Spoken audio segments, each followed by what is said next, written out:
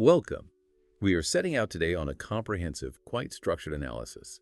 Our focus is the foundational framework for managing and improving knowledge work. We'll be extracting, essentially, the core operating manual for the Kanban method. Our source material for this is the definitive technical text, Essential Kanban Condensed, which was authored by David J. Anderson and Andy Carmichael. Our mission here is to provide you with a detailed, high-impact synthesis of the method's core values, its principles, and its practices. It's tailored for quick technical knowledge acquisition. Now, before we begin, just a brief note. The precise analysis structure, the sequencing we are following today, this was generated by an artificial intelligence model. It's based purely on the content of the source text.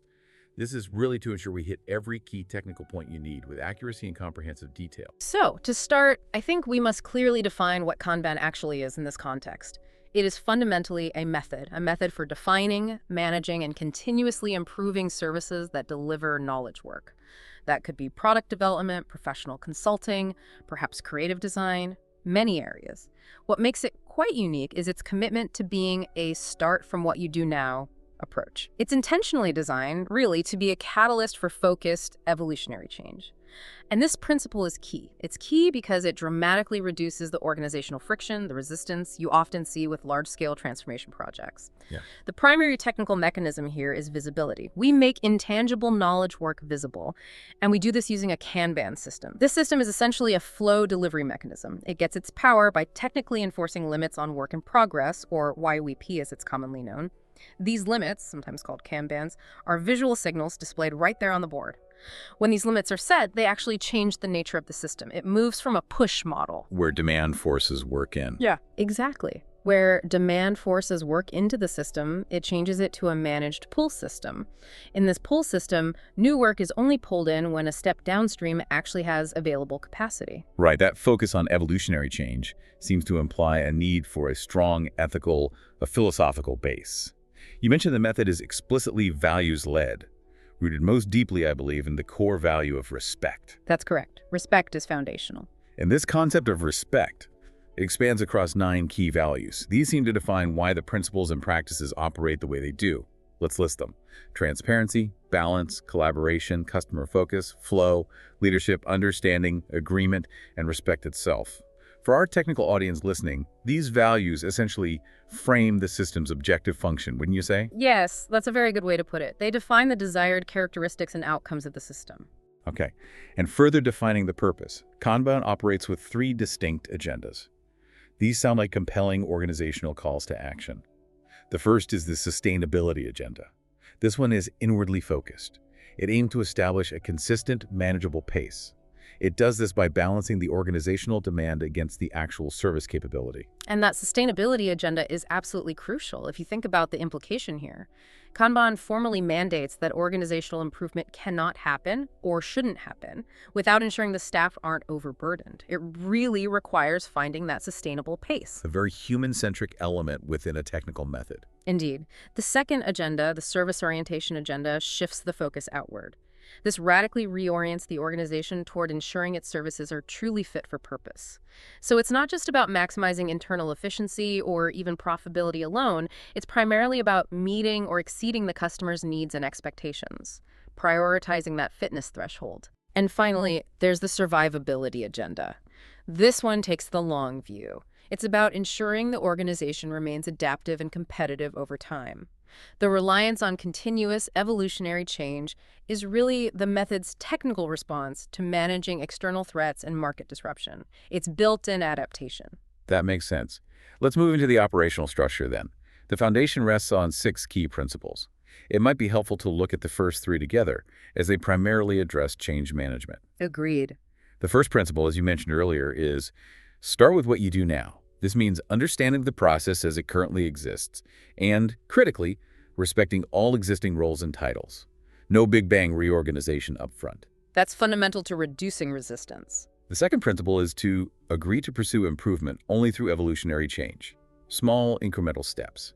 And the third is to encourage acts of leadership at every level, acknowledging that the best process improvements often come from those closest to the actual work. These 3 principles, together, act almost as a shield against that typical organizational resistance to change. They do. They create the psychological safety needed for change to emerge. The remaining three principles then govern service delivery itself. They acknowledge that the organization is an ecosystem of interdependent services.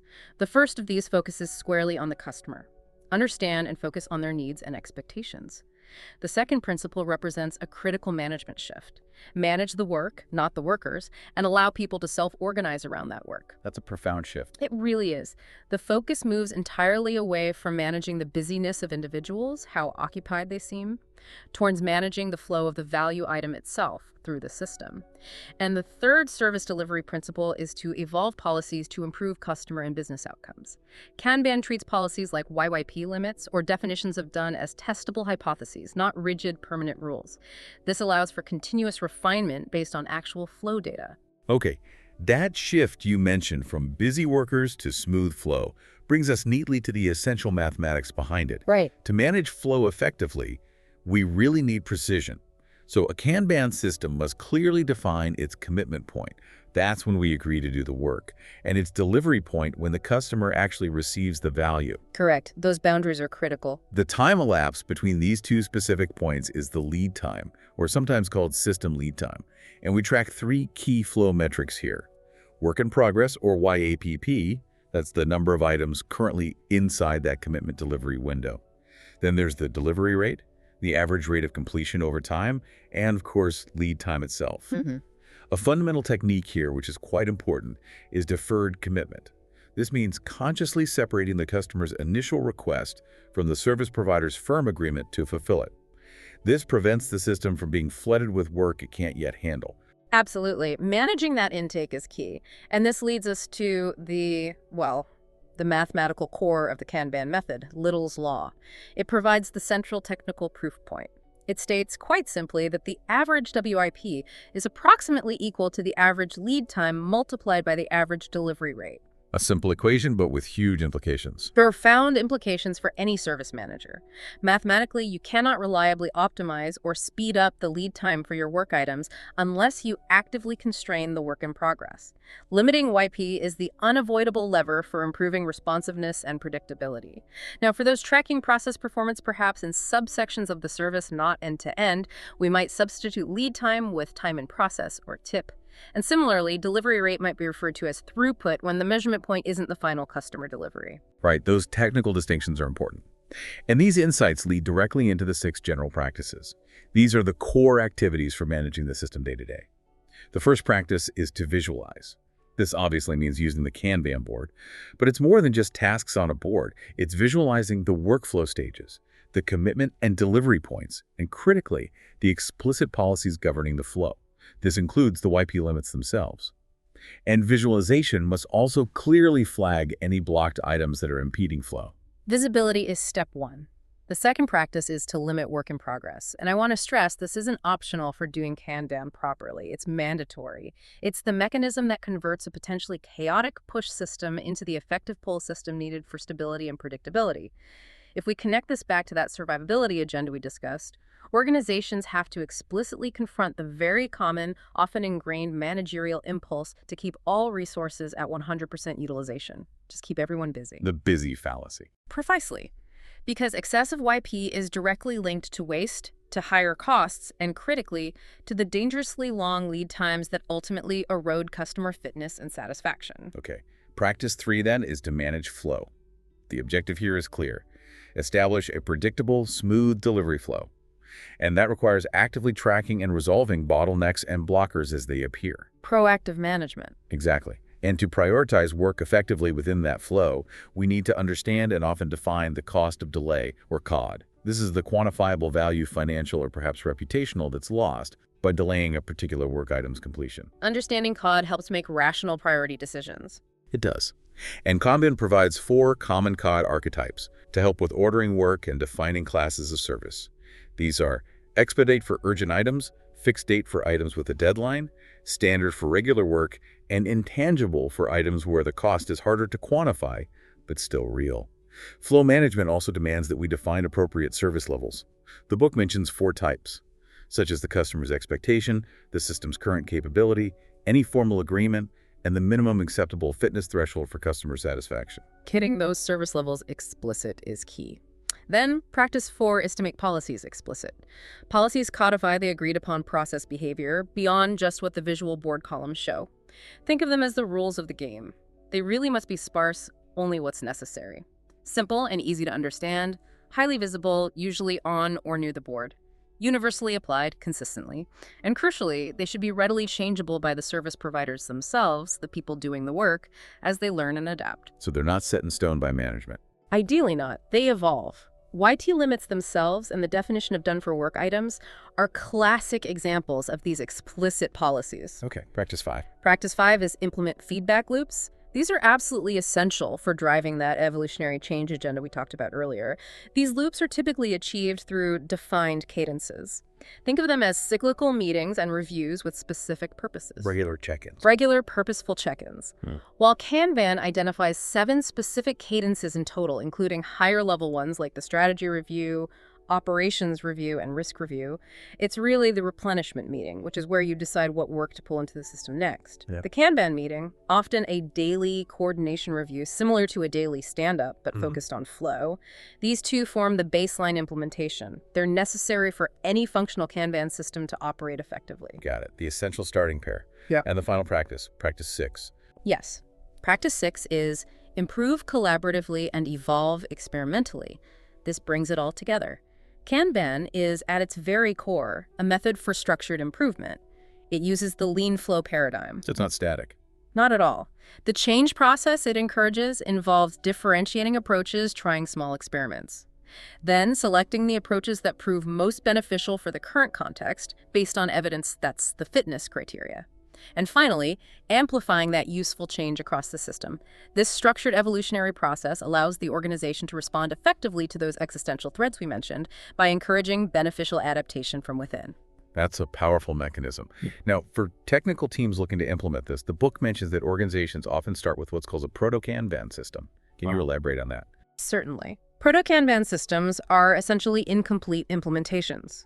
They might bring some initial benefits like basic visibility of work, but they haven't yet fully implemented all 6 of the general practices we just discussed, especially things like explicit policies or robust feedback loops. They are a valid starting point, perhaps, but definitely not the destination if you want the full benefit. It's stepping stone. A potential stepping stone.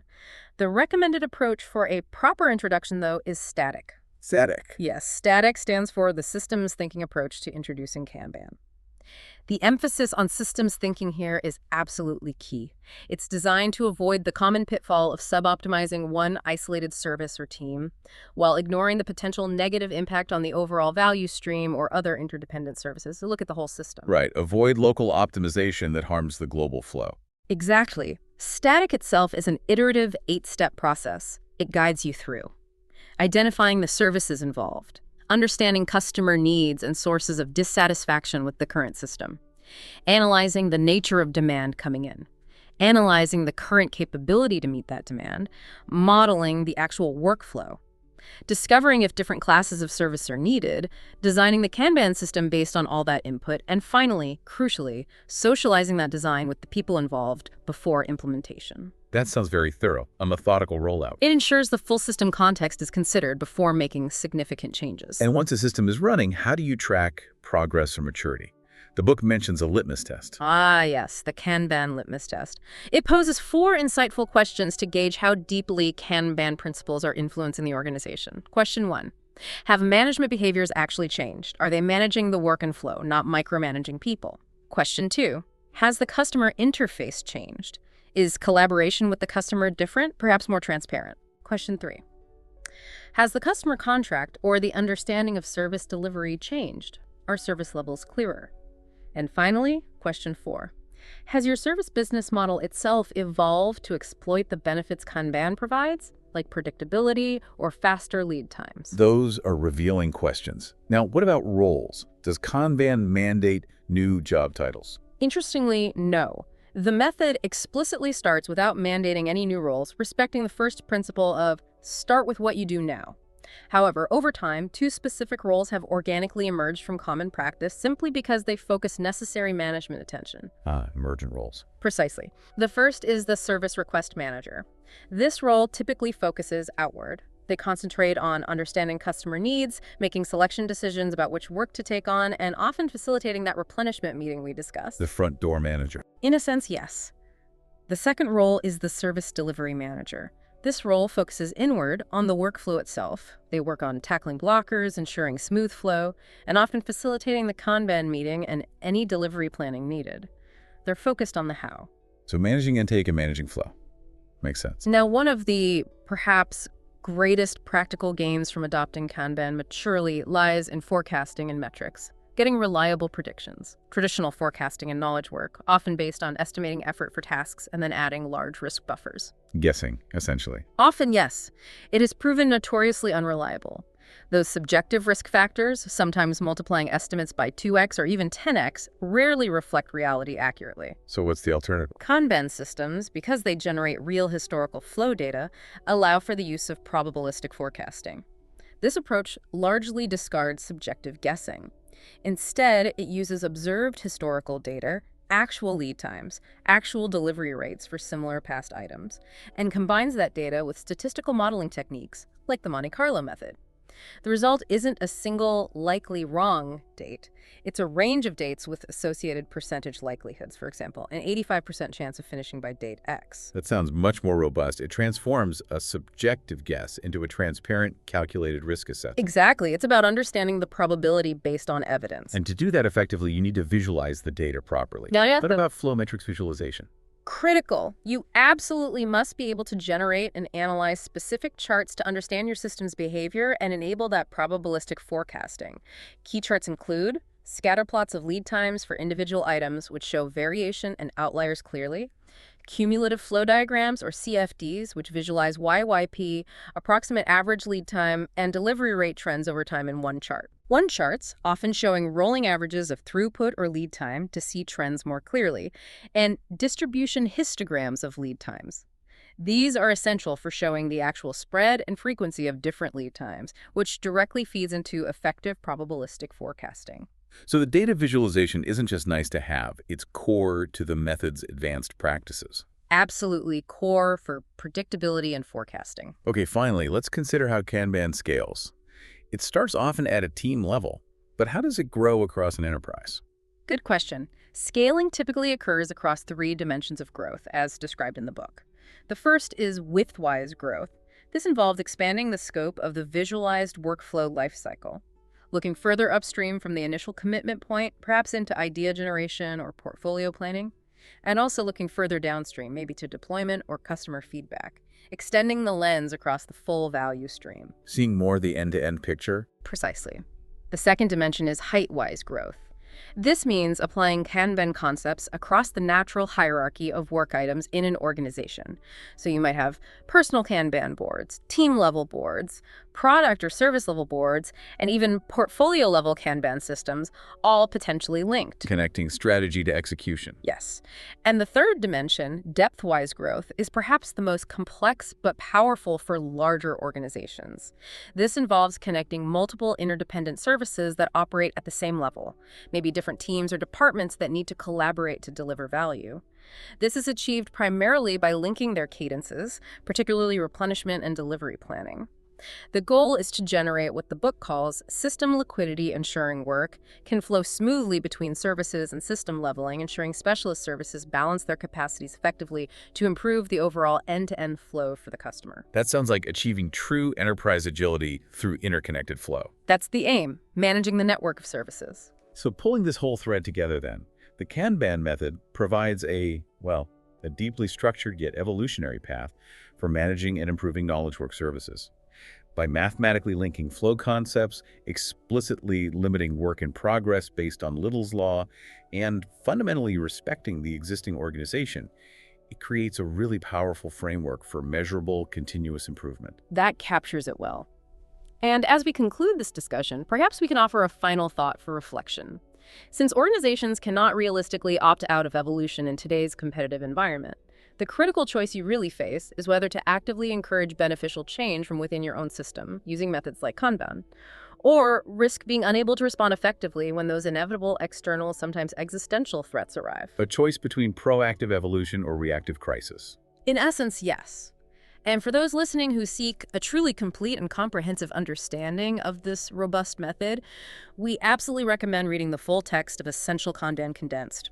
And also, for the deep foundational context, the seminal work often called the Blue Book, which is Kanban, Successful Evolutionary Change for Your Technology Business by David Anderson. Excellent recommendations. We thank you for joining us for this in-depth discussion based on the source material. Please do consider subscribing to the show for more structured knowledge acquisition like this, and please check the links in the description for further resources related to today's topic.